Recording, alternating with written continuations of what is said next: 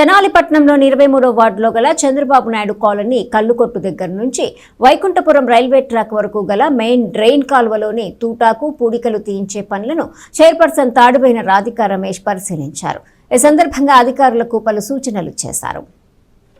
పట్టణంలోని ప్రధాన మెయిన్ డ్రైన్లలో పేరుకుపోయిన పూడికను తొలగించే కార్యక్రమం చేపట్టిన పురపాలక సంఘం స్థానిక చంద్రబాబు నాయుడు కాలనీలోని కల్లు కొట్టు దగ్గర నుంచి వైకుంఠపురం రైల్వే ట్రాక్ వరకు మెయిన్ డ్రైన్లోని తోటాకు మరియు పూడికలు తీసే పనులను చైర్పర్సన్ తాడిబోయిన రాధికా రమేష్ పరిశీలించారు.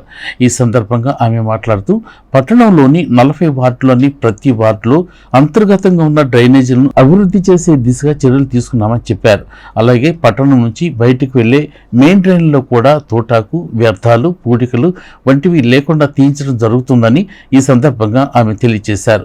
ఈ కార్యక్రమంలో municipal assistant engineer Sunil Kumar, town planning officer M Sambasivarao, sanitary inspector Prasad, సచివాలయ సిబ్బంది పాల్గొన్నారు.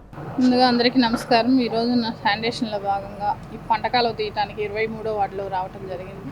ఇక్కడికి వచ్చేసి మెయిన్ సమస్య పంట కాలువలో ఈ తూటాకు, అలానే పిచ్చి మొక్కలు ఇలాంటివి ఉంటే మా గ్యాంగ్ వర్క్ పెట్టి జేసీపీ పెట్టి చేపిస్తుంది జరుగుతుంది. అలానే ప్రజలకు కూడా ఇలాంటి వ్యర్థాలు ఎక్కువ తీస్తుంటే బాటిల్స్, కవర్స్ ఇలాంటి మూటలు కట్టి వేసినట్టుగా ఈ పాత వస్తువులన్నీ కొట్టుకొస్తానా అవి అడ్డం పడి అక్కడ ఆగిపోతుంది జరిగింది. దయచేసి ప్రజలందరూ చెప్పేది ఏంటంటే ఎలాంటి వ్యర్థాలు అనేది బయట కాలువల్లో ఇలాంటివి వేయకుండా, అలానే శానిటేషన్ మెరుగుపడాలంటే మనలో కూడా మార్పు రావాలి. అలానే ప్రతిరోజు మా మున్సిపల్ వర్కర్స్ కానీ అందరూ అందుబాటులో వస్తున్నారు. మీరు వాళ్ళకి అందించండి.